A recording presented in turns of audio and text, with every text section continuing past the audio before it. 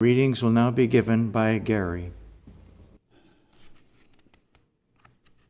I will read from the Bible. Proverbs. By humility and the fear of the Lord are riches and honor and life. Matthew. And Jesus, when he was baptized, went up straightway out of the water. And lo, the heavens were opened unto him, and he saw the Spirit of God descending like a dove, and lighting upon him. And lo, a voice from heaven saying, This is my beloved Son, in whom I am well pleased. Then was Jesus led up of the Spirit into the wilderness to be tempted of the devil. And when he had fasted 40 days and 40 nights, he was afterward an hungered. And when the tempter came to him, he said, If thou be the Son of God, command that these stones be made bread. But he answered and said, It is written, Man shall not live by bread alone, but by every word that proceedeth out of the mouth of God. Then the devil taketh him up into the holy city, and setteth him on a pinnacle of the temple, and saith unto him, If thou be the Son of God, cast thyself down. For it is written, He shall give his angels charge concerning thee, and in their hands they shall bear thee up, lest at any time thou dash thy foot against a stone. Jesus said unto him, It is written again, Thou shalt not tempt the Lord thy God. Again the devil taketh him up into an exceeding high mountain, and showeth him all the kingdoms of the world, and the glory of them, and saith unto him, All these things will I give thee, if thou wilt fall down and worship me. Then saith Jesus unto him, Get thee hence, Satan, for it is written, Thou shalt worship the Lord thy God, and him only shalt thou serve. Then the devil leaveth him, and behold, angels came and ministered unto him. And Jesus went about all Galilee, teaching in their synagogues, and preaching the gospel of the kingdom, and healing all manner of sickness and all manner of disease among the people. And his fame went throughout all Syria, and they brought unto him all sick people that were taken of diverse diseases and torments, and those which were possessed with devils, and those which were lunatic, and those that had the palsy, and he healed them. And there followed him great multitudes of people from Galilee, and from Decapolis, and from Jerusalem, and from Judea, and from beyond Jordan.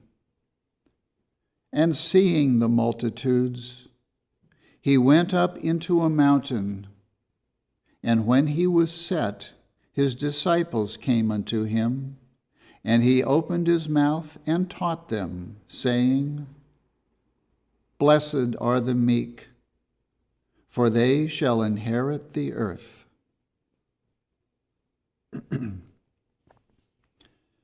John. Verily, verily I say unto you, the Son can do nothing of himself, but what he seeth the Father do. For what things soever he doeth, these also doeth the Son likewise.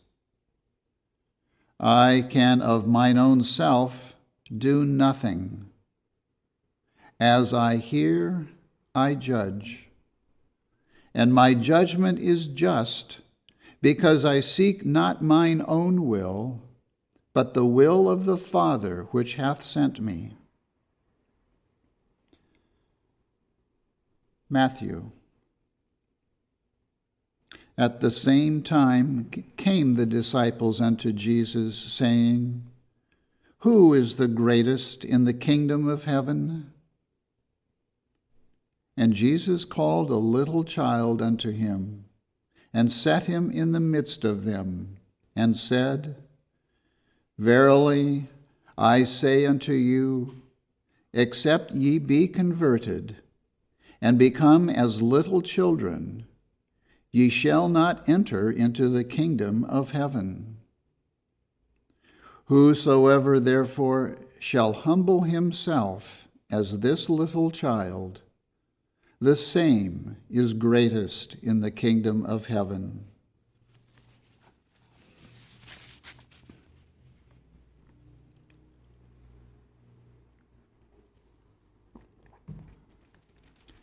I will now read correlative passages from Science and Health with Key to the Scriptures and from Prose Works by Mary Baker Eddy. Humility is the stepping stone to a higher recognition of deity. The mounting sense gathers fresh forms and strange fire from the ashes of dissolving self, and drops the world. Meekness heightens immortal attributes only by removing the dust that dims them. Goodness reveals another scene and another self, seemingly rolled up in shades, but brought to light by the evolutions of advancing thought, whereby we discern the power of truth and love to heal the sick. Pride is ignorance. Those assume most who have the least wisdom or experience, and they steal from their neighbor because they have so little of their own. The signs of these times portend a long and strong determination of mankind to cleave to the world, the flesh, and evil, causing great obscuration of spirit. Instead of relying on the principle of all that really exists to govern his own creation, self-conceit, ignorance, and pride would regulate God's action. Experience shows that humility is the first step in Christian Science, wherein all is controlled not by man or laws material, but by wisdom, truth, and love. This virtue triumphs over the flesh. It is the genius of Christian Science. One can never go up until one has gone down in his own esteem. Humility is lens and prism to the understanding of mind healing. It must be had to understand our textbook.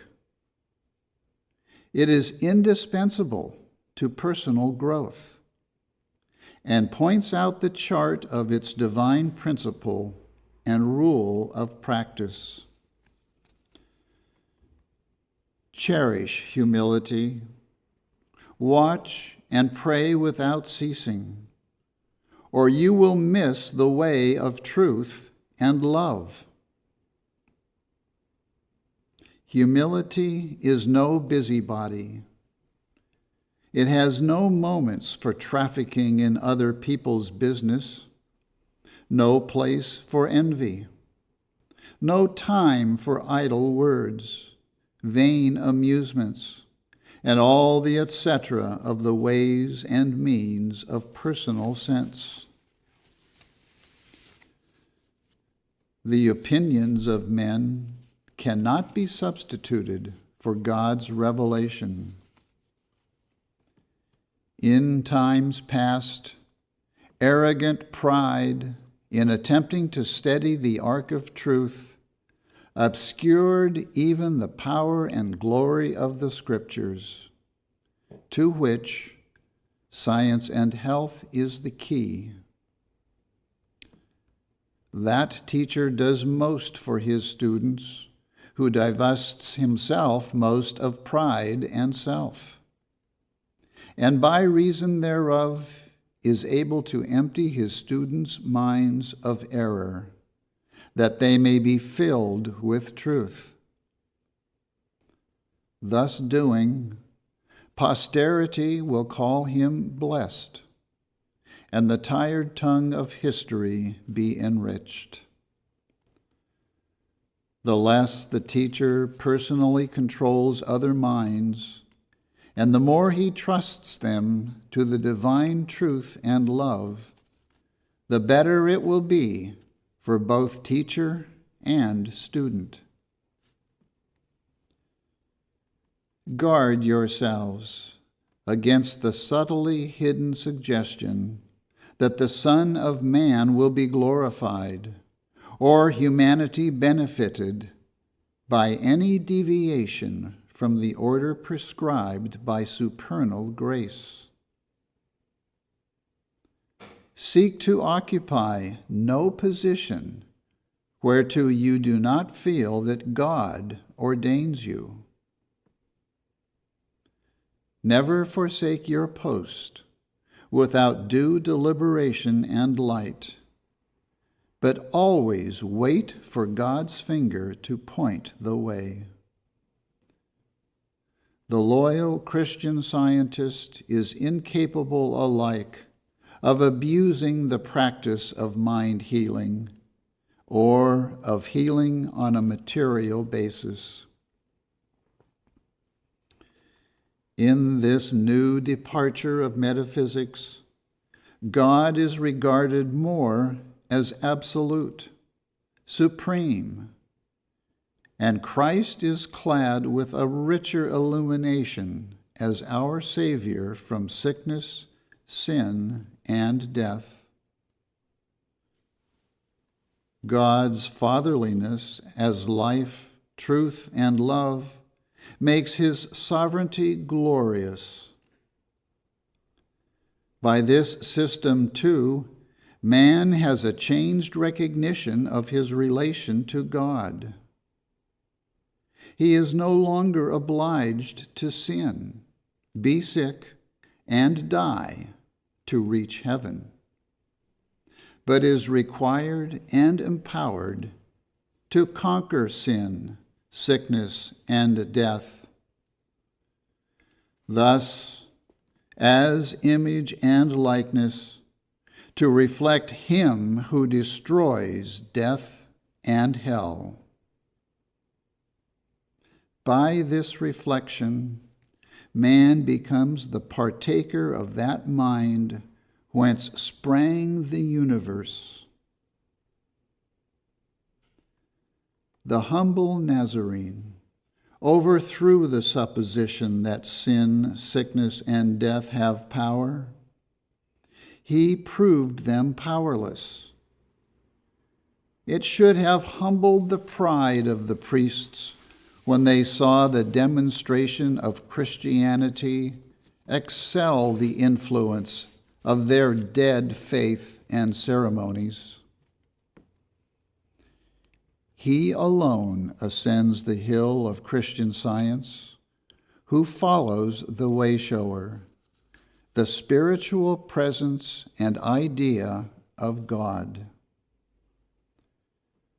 Whatever obstructs the way, causing to stumble, fall, or faint those mortals who are striving to enter the path, divine love will remove and uplift the fallen and strengthen the weak. Therefore, give up thy earth weights and observe the apostles' admonition, forgetting those things which are behind and reaching forth unto those which are before. Then, loving God supremely, and thy neighbor as thyself, thou wilt safely bear thy cross up to the throne of everlasting glory.